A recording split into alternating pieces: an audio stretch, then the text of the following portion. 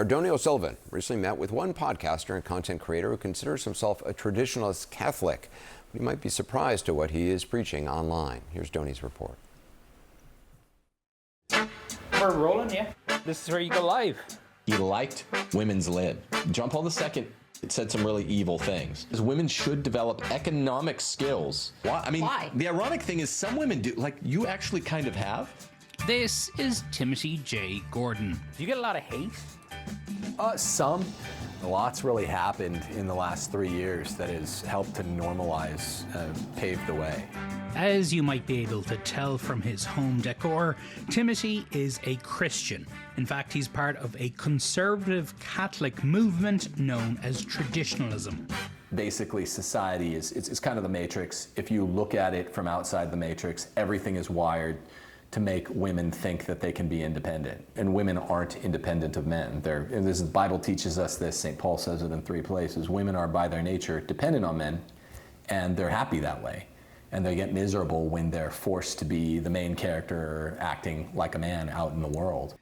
Timothy is part of the Manosphere, a group of online influencers that tell young men they need to fight against feminism. There's some competing iterations of how to restore masculinity. You've probably heard of, Andrew Tate, and those guys offer a perfectly valid critique of feminism. The woman must learn that her man is an iron mounted and the easiest path is to obey. But Timothy says people like Tate are not helping. They're bringing solutions to these young men that aren't true.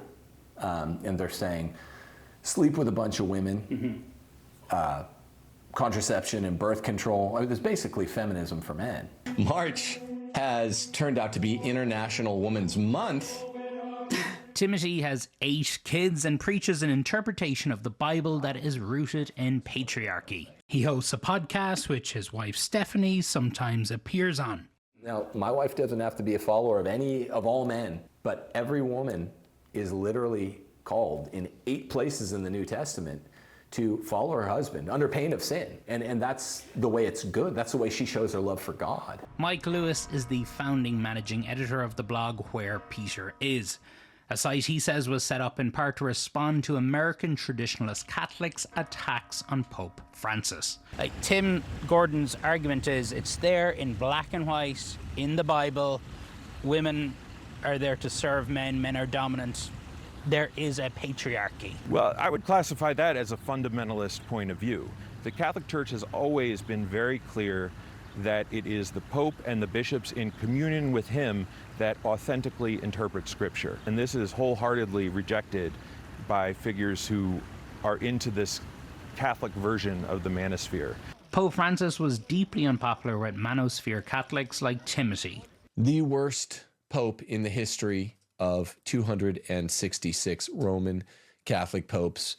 And among broader traditionalist Catholics like Steve Bannon. And we stand in absolute defiance of this pope. The Vatican deep state is the mother of all deep states. The movement of conservative Catholics, traditional Catholics, even people, young people going to the Orthodox side of Catholicism, is one of the great developments in the 21st century. Mike is worried what the traditionalists and so-called Manosphere Catholics could do to the church in America.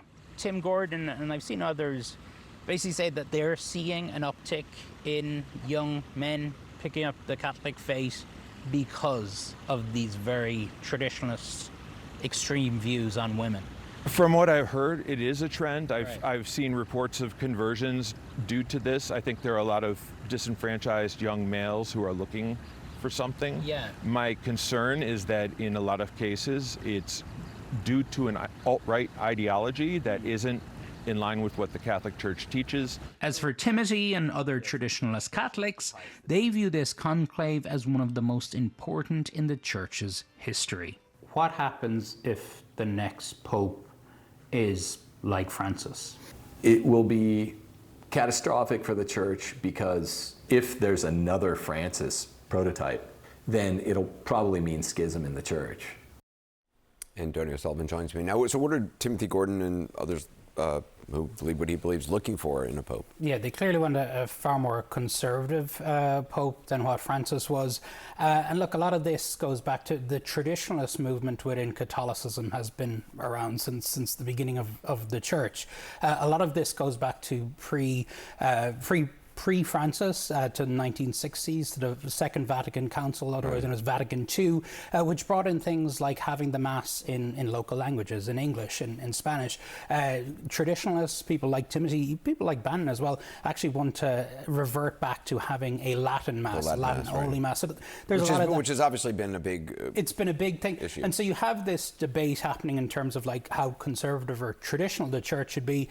And then we see people like Timothy tapping into this new world of this sort of manosphere, and really, you know, Timothy is a Catholic. He's well read on it and everything else like that. But what we're seeing is this strain within the manosphere of basically men who are looking for a reason to be dominant over women, and finding this version, or as Mike Lewis would say, they're really a subversion of Catholicism that preaches that yes, the patriarchy is a good thing, and yes, you should be dominant over women. That's fascinating. Donie O'Sullivan, thanks very much.